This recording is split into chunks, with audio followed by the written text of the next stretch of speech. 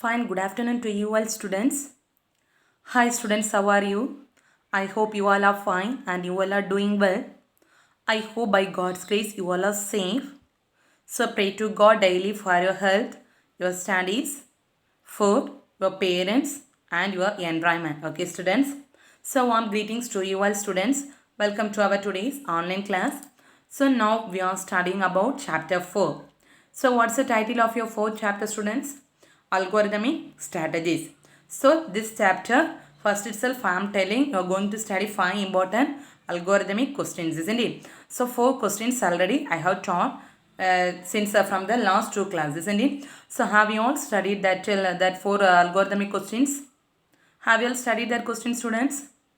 So please study, okay? Don't waste time. So this is very important questions. Among the 5 questions, only one more question is left. Okay, so today I am going to take that 5th algorithm. Okay, so what are the algorithms you have studied till last class, students? What are the algorithms? So algorithm is divided into 2 types, isn't it? What are they? Searching algorithm as well as sorting algorithm. So searching algorithm, what are the searching algorithms you have studied? Linear search and binary search, isn't it? Then sorting algorithm, what are the sorting algorithms? Selection sort as well as bubble sort. Okay. So today also you are going to study about one more sorting algorithm. Okay. So what sorting algorithm you are going to study means insertion sort. Okay. So yesterday you have studied selection sort and bubble sort. So what's the difference between sorting and searching? Searching means, so you are going to search some values, already some values you have stored in the list, isn't it? From the list you are going to search and find any one value. Sorting means already values are there, so you are going to arrange the values in any one of the order, maybe in ascending order or descending order. That is sorting. So for that you have studied 2 sorting algorithms. What are they? Bubble sort and selection sort. Okay, so this insertion sort is also sorting algorithm means what's the first point you should write? So it is a sorting algorithm. So insertion sort is also which kind of algorithm? Sorting algorithm. Okay, so how this sorting algorithm will work mean? So listen carefully. So it will take one element from the list.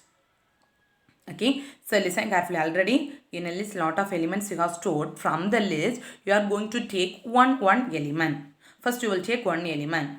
Okay, so then you will compare whether that element is smaller than next one or not. Okay, like this the bubble sort. Then you will arrange that element in a correct position order. Okay, so after rearranging the element in a correct position order, you will get what one new sorted list. Understood? So I'll explain with example, then only you will get understand. Okay, so likewise, first it will take the first and second element, then it will put in a correct order. Then the next one, second and third element. So second time it won't take second and third, first, second and third. Next, first, second and third and fourth. Likewise, so it will find which is the smallest element among them and it will sort in a correct order. Understood? So likewise it is sort and finally it will create what? Sorted array. Okay. So how many number of sorters or how many number of passes need means n minus 1. So what's the meaning of n minus 1 means? Listen carefully. For example, 10 elements you have stored in the array. So what's the value of n now? 10. So n minus 1 means what? 10 minus 1. So what's the value of n? 9. That means first elements you are not going to sort. So from the second elements only you are going to sort. So how many passes of sorting you required? N minus 1. That is how many elements are there? That element minus 1. Understood? So what are the points you need to write in insertion sort? It's a simple sorting algorithm. So how this algorithm will work? So it will take elements one by one. So and it will insert the particular element in the correct position order. So this way will continue till we will get the sorted array. So how many number of sorted or how many number of passes you require? Till n minus 1. That means 10 elements is there means 10 minus 1, 9 passes required. Understood? Okay. So if algorithm question if asked means what you need to write first? You need to write the definition and explanation. Next what's the step? You need to write the pseudocode. Okay. So what's the next thing? Pseudocode. Okay. So listen. So what's the first step? Okay. So first step means, so now you are taking the first element. So what they are telling, if it is a first element means, so no need to sort the first element. So it is already sorted. Understood what is step 1? So if it is a first element means, so no need to sort. So already it is a sorted list only. Okay. Then what's the next step? You need to pick the next element. Okay. Next, listen. So compare the next element with all the elements in the sorted array. Understood? You are going to compare the element in the all the other elements in the sorted array. Okay. Next, shift all the elements. That means which is greater elements need to be shifted. Smaller elements need to be moved to the front side. Understood? So you are going to shift all the elements. That means greater elements you are going to change the place or shifting. Then smaller elements you are keeping in the correct position. So the sorting we are calling as an insert. So which place you need to place a small element, that place you need to insert the value. Okay. So this step will repeat until you will get the sorted array. Understood what's the first step? So if it's the first element means no need to sort. Already it is sorted. What's the second step? You are going to pick the next element. So next element you are comparing with all the elements. You are going to arrange the element in a particular order. Okay. So shift all the elements in a particular list. Greater elements means you need to shift and insert the smaller element in that particular value. So you can continue this step until you will get the sorted array. Understood? See the example. So this is the example for this question. Listen carefully. See, this is the element. Okay. How many elements are there? Totally 10 elements are there. So how many passes you need? 10 minus 1, that is 9. Listen carefully. Already I said, so if it is a first element means already it is sorted. Okay, no need to sort. So what's the first element? 44. Whether you need to sort now? No. So which element you are going to sort or which element you are going to take, that element you need to shade it and show. Okay, so first element. So only they are giving 44 is sorted because it's a first item. Okay, then you need to compare the next two elements. See, so what are the next two elements? 16 and 44. Which one is smaller? 16. So 16 needs to come at the first place. 44 needs to come at second place. So which one you are moving to the place, first place. So that you need to write the insert. Insert which value you are moving. So which value you are moving to the first place? 16. So next step you need to write inserted 16. Understood? So this two values sorted. What's the next step? You need to take the third value. So compare the three values 16, 44 and 83. So already it is in arranged order, isn't it? So now which element you have taken? 83. So which element you have taken, that element you need to write inserted. So now which element you are going to compare? 83. So you are writing inserted 83. So already it is in arranged order, isn't it? So it's a smaller to big only, 16, 44, 83. So no need to sort, isn't it? Next, take the next element. So how many elements you are going to take as a sort, that you need to shade it and show. Okay. Next is 7. So 7 means listen. So 7 needs to come to which place? First place, isn't it? So 7 you are moving to the first place. Now it is order, no? 7, 16, 44, 83. So which value you are moving? 7. So you need to write the value inserted 7. Understood? Then compare the next element. 67. Okay, 67 needs to move to which place? In the place of 83. So you need to write inserted 67. Now it is ordered 7, 16, 44, 67 and 83. Next you will need to take which value? 21. So 21 needs to come at which place? Third place. So that value you need to write inserted 21. Then you need to take next value till 34. So 34 needs to come at which place? After 21. So you need to write inserted 34. Next compare 45. So 45 needs to come at which place? After 44. So you need to write inserted 45. Next you are taking last value 10. So 10 needs to come at which place? Second place. Now read the array. 7, 10, 16, 21, 34, 45, 67 and 83. Now it is arranged in ascending order. Isn't it? Now whether you have got the sorted array? Yes, you have got the sorted array. Understood the concept, students? So listen carefully. So 5 algorithms you have studied, isn't it? What are the algorithms? By linear search, binary search, then bubble sort, selection sort, insertion sort. So among that book back question, linear search, binary search and bubble sort. These three are book back questions, but you should study this two also. Insertion sort and selection sort. Why I am telling me? So if you have studied this 5 question means, surely you can attend 1 5-mark question for your annual exam. Understood what I am telling? So if you have studied thorough this 5 question mean, really I am telling, surely you can able to attend 1 5-mark questions for your annual exam. So you should study and write it and see. Okay, once you have studied completed means, so you should write it and see in your notebook or any rough note. So each and every algorithm, what are the things you need to write? You need to write put the heading, write the definition, then put the heading pseudocode, then example. Understood? Okay. Then, so last topic in this chapter is dynamic programming. Okay. So dynamic programming is similar to modules or modular program. Already you have studied modules, no? Same concept only. Okay. So dynamic program is similar to divide and conquer. What do you mean by divide and conquer? What do you mean by modules? A big program is divided into a smaller pieces called what? Module. Same only. Here also you are going to divide a big thing or big problem or big program or big solution. You are going to divide into a smaller sub problem. That is called what? Dynamic program.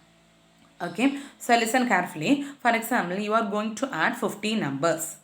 You are going to add 50 numbers. So first 50 numbers you are going to add. First you are going to add 10 numbers.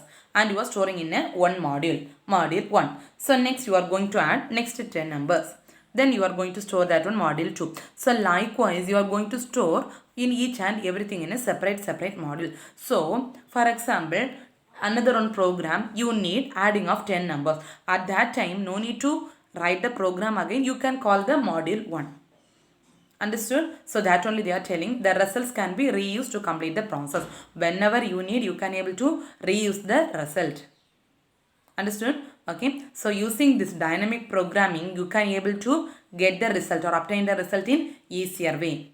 Because in order to solve the big program or big problem in the same step, you can able to solve the problem in a smaller steps, and whenever you need, you can get the solution. Okay, so each and every, for example, adding 50 numbers, first you will add module 1, 10 numbers, then 10 numbers, likewise to 5 modules. So each and every time you are going to check the previously solved sub problems. Okay, for example, first 10 number answer is going to add with what? Next 10 number. So previously solved means first 10 number answer. Then next 20 number. Sorry, next 10 number. Likewise, each and everything you are going to add with what? Previously solved problems. Okay, so at last if you need to get the full solution means you will add what? All the sub problems. Understood? So dynamic program is similar to which approach? Divide and conquer approach. What do you mean by divide and conquer? Same to modules. See, a big program is or big problem is divided into a smaller modules. Okay, so you can able to store each modules in a separate name, and the results whenever you need, you can able to reuse the result to complete the process.